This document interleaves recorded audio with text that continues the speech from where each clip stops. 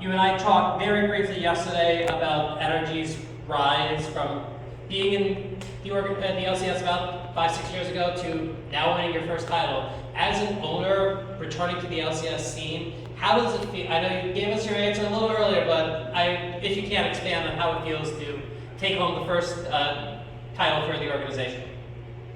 Well, it feels amazing, obviously, and I feel weird on the first question because we did absolutely nothing but be here. But I mean, this is a really special group. I can tell. We can tell already. We can tell right when we picked them up. You know, we made two unbelievable swaps from our player standpoint that we got a lot of crap for. But I think it kind of worked out okay. And the coaches have been amazing. And we had a horrific start to the season and just got better every game. And it's such a fun story, and it's such a great group, and such great individual stories within all the guys here. And the coaches, you know, we got a lot of jokes about having 100 coaches, but I don't think we'd be here without all of them. So it's an amazing feeling.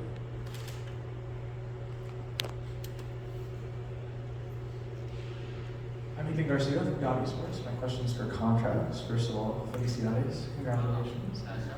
So over the past 6 years, we've got to see you grow as a player. We've seen your ups, we've seen your downs. We've even seen behind the scenes in that Drive documentary that was posted on the League official YouTube channel.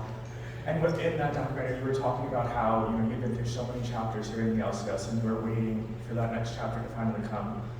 Do you feel like in your story as a player, you've reached your climax, or is this kind of just the next chapter for you as you advance towards the end? This is only the beginning of the peak, I feel. I think I still have a lot more to grow as a player and as a person. So yeah, I mean, I feel like it's just a start, and ready to just kick some ass at Worlds, honestly.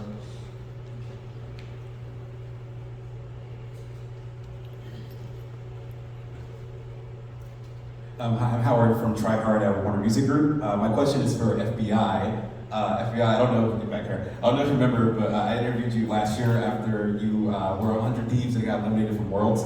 How do you feel about your growth from last year to now winning the LCS championship? Yeah, I think I've definitely grown a lot just in terms of being a human, like a good teammate and like a good individual. And yeah, I'm just happy because this group of guys really allowed me to, I think, elevate the way that I see the importance of teamwork. Realistically speaking, last bet on EG. In terms of individual capability, I think we were more than enough to win the league, but at the end of the day, all that really matters is how well we mesh as a team, and I'm really happy that I was able to do it with these 4 players next to me. Thank you. This is a question for either all 3 or just whoever wants to take it, of the people who are on the CLG roster, the players. At the end, I don't know if you could hear it, because I'm not sure what the time went like when you took your headphones off, but I thought one of the best moments of your victory was right as the victory became certain, the crowd erupted into CLG chants, which I think is pretty beautiful for you guys in terms of the strength from this year, previous years. I don't know how that felt like as a culmination of this NRG, CLG thing, but like you guys being that core from CLG, if you can talk a little bit about that, keeping the faith, I guess.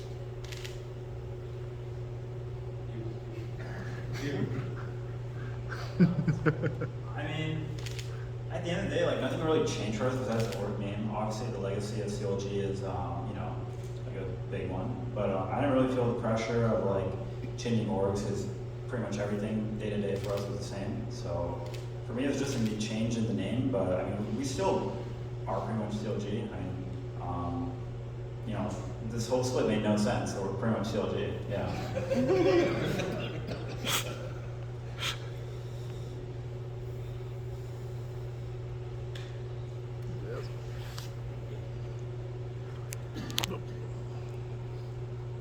All right, so I have a question for Palafox and one for Go Club, but first Palafox. How do you feel about the Faker comments and then now going to Worlds and potentially playing Faker? I mean, it feels pretty good to I got that nickname a couple of years ago because I was playing pretty well.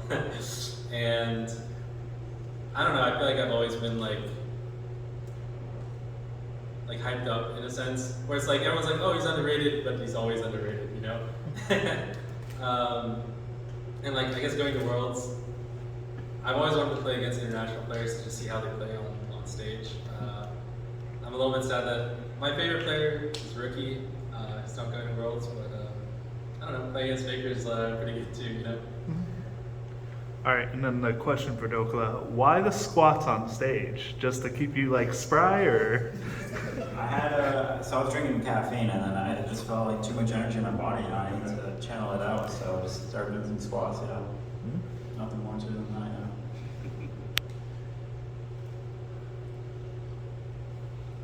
My question is for Thinkard. What does it feel like to be bringing this team that and so much of it you've been working with for so long now, not only to Worlds, but to Worlds as the LCS's first seed? I mean, it feels pretty incredible. There's no other group of people I would have rather done that with. We definitely, it wasn't all sunshine and rainbows. We had some dark times, but we made it through and we improved a lot. We grew a lot together, and it just feels fucking amazing, let's be honest.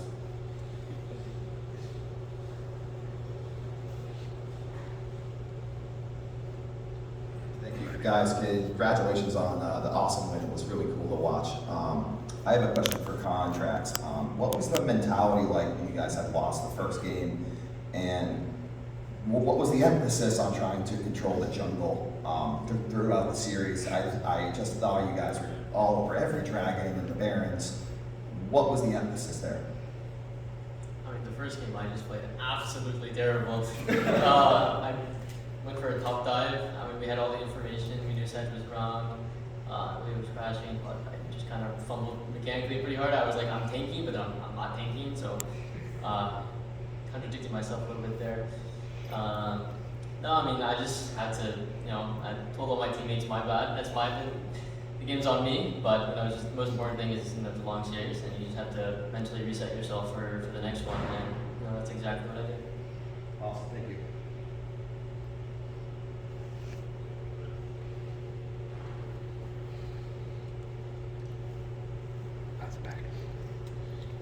This question is for Croissant.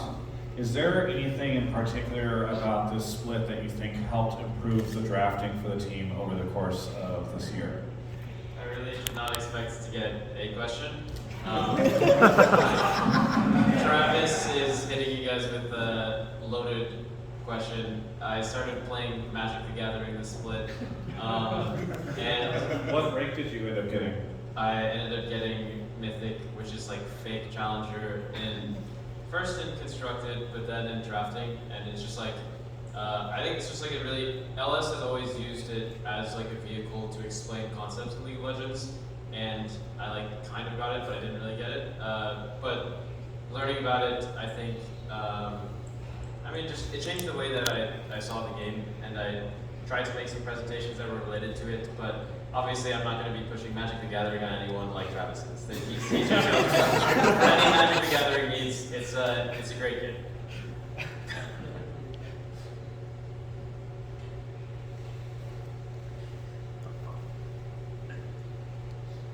This question is for Dokla and for Ignar. We got to see both, I guess we got to see Cloud9 have to take on a role that they're not used to as like the villain. You guys now are gonna have to take on a new role as the top dog, not the underdog. Is this gonna change your process moving forward or your mentality moving forward? No, I don't really feel pressure when it comes to like expectations put on me. Like I put them on myself, so no one really can put any more on me than I have on myself. So I don't really feel any pressure like that. The question was, what winning changed my mentality, right? Sure. I don't think for me, nothing will be changed. Like I always be humble. I always respect enemy. I don't want to be cocky like some other teams. I'm always humble. Give respect. Translation, get fucked. Also adding on to that, I kind of feel like having the Inkling will still be the underdog somehow, so yeah. I mean, we're not favored in EDG. I mean, EDG versus NRG. Spectaculars. Yeah, NRG cheats good teams, and I hear you guys have a really good match with the Ruler and JDG. But as for contracts, going into today, as it was mentioned, you just said you were underdogs. Everyone thought you were underdogs. I'm pretty sure the desk was like all 3 votes. I don't remember exactly, but like I was expecting us to win. I think a lot of people were. Did you guys come into today like with as much confidence as I'm seeing on your faces right now? With ignorance, like fuck you mindset, or was that like after game 1 you're like, wait, these guys are shit? Like when did that confidence come in? Because I'm seeing so much confidence in this right now. I mean, if I can play that bad game 1 and you know the game is still that close, then you know surely then we can win the series, right? I mean, I think the most important thing for ourselves is just to believe in each other and believe in the work that we put in to get here. And you know, we rode that moment high, and you know we showed what we could do. Question for Dokla. You mentioned in the post-game interview that you pulled out the jacks at the last minute. I want to get your thoughts on the champion's strength in this particular format, and as we head into Worlds, because I believe he has been untouched. So what do you think about the champion? Yeah, I mean, Ben was playing it, so I had to play it. I mean, I think it's just Trump champ. It took a while for me to get around to that. I mean, I was always like hating the Jax picks because I didn't think it was that useful, but from the other side, it looks a lot better when you're just like buying so much time in team fights, winning side. So yeah, I've slowly come around to it, and my teammates were, you know, and coaches were on my ass for getting me to like play Jax. So yeah, I think it's strong. Robert Haynes of the Game House, and this one's for FBI. This is your second championship, and I would just like to know, what is the biggest difference between this team and the 100 Thieves team that you won with? Honestly, we're pretty similar, both teams. I think in the year that we won on 100 Thieves, I kind of felt the same kind of camaraderie and good team vibes in that team. And I think in the next year, we didn't really have that same kind of magic, but I think with this kind of team, it felt very reminiscent of the 100 Thieves team that I played with, where just 3 guys, like, it was me, Cookie, and Closer, and for this team it was Dokla, Alfox, and Contract. So it was honestly very similar, and I just felt really confident in everyone's capability to win, and we did so. While Joe's running that, we're at the halfway point, so if you have questions down the line, we'll let them fly. Okay, so this is actually a question for anyone who wants to answer it. Why the heavy presence for with stopwatch? Was it just to kind of stop pick engagements, or just kind of get them off their game, kind of? I think just in general, stopwatch is like a pretty good. It's like when you're going to like a last fight, and you're like one of the last fights in the game, you're like, this could be it, you know? And then you pick up the stopwatch, and you're like, this is literally the best thing I could buy in this mode. And yeah, I think that's how it is for most of the time. I think I also like took it in some early skirmishes, like on Jace or something, and it was like, the idea is that if you get one early skirmish off, or if you get ahead sometimes with stopwatch, pretty good. You know? This question is for any of the players or coaches. Were there any picks or bans during any of the games today that surprised you at all? Dude, I'm pretty sure we had game 1 draft completely downloaded. Like, we knew exactly what they were picking. Yeah, but that's the only one we lost. We had it written down. We had it fully written down to their 4-5s at the R5 pick. I was like, sniper Yod, and then Dwayne to the last game because it's like they're gonna 1-2-3 on you. So honestly, I mean, he still played really well with it. It's just compositionally it was difficult for them. So.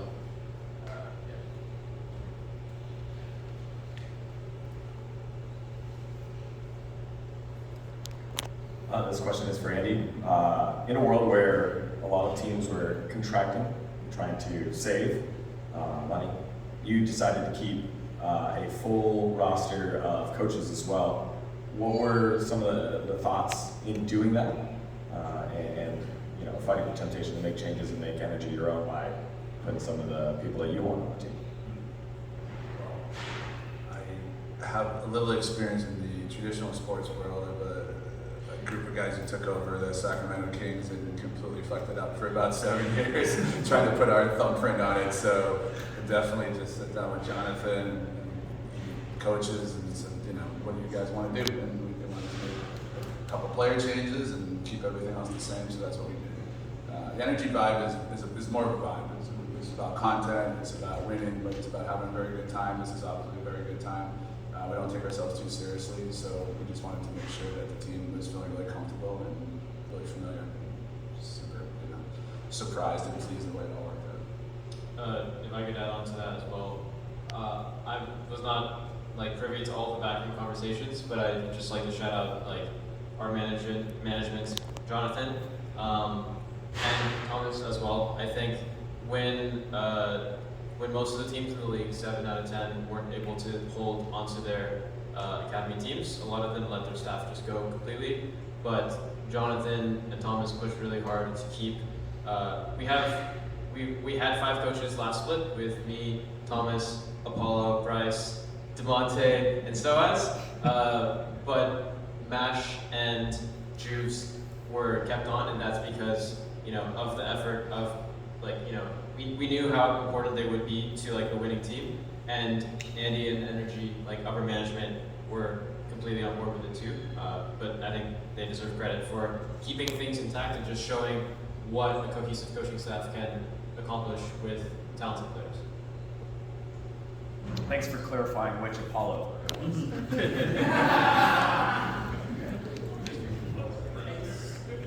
All right, so this is a question for Worlds, going from FBI down to Ignar. What is one team you want to face there, and one team you don't want to face? I really want to face JDG. Arula kind of told me I'm an asshole the last time. I mean, it can't get any worse than that last game, so I just want to redeem myself in that matchup. And as for a team that I don't want to play versus, any of the NA teams, I think Cannibalism isn't too great. But it might be a golden ticket for one of us to get out, so that maybe not. I'm not sure. At least for me, it'd probably have to be, like JGG. I'm kind of only looking at the individual matchups because I feel like that's something I kind of need to focus on a little bit. I just want to play against Knight. I think it'll be fun. I really want to play versus Genji because of Peanut. I played versus him 6 years ago as well when I was on C9 and he was on SKT. So be able to get the rematch and just to see how we face against each other would be fun. I'd like to play versus T1 probably. I think Zip's my go. So, just playing against someone will be really sick. I want to play against JDG because I think Missing is really, really good support. So I want to play against him. And I don't want to beat against just in general Korea team. I think I'm not good against Korea team. So. We have time for one more question.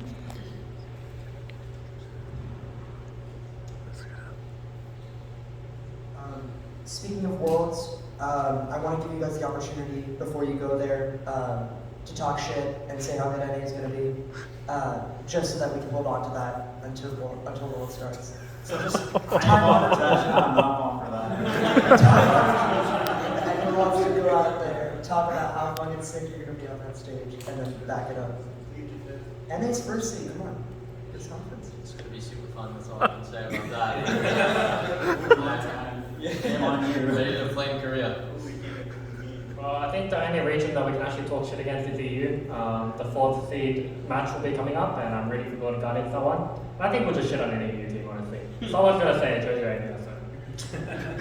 Ryan, please give us tickets to that. We'll be in the cheering section for GG against whoever they send as 4th seed.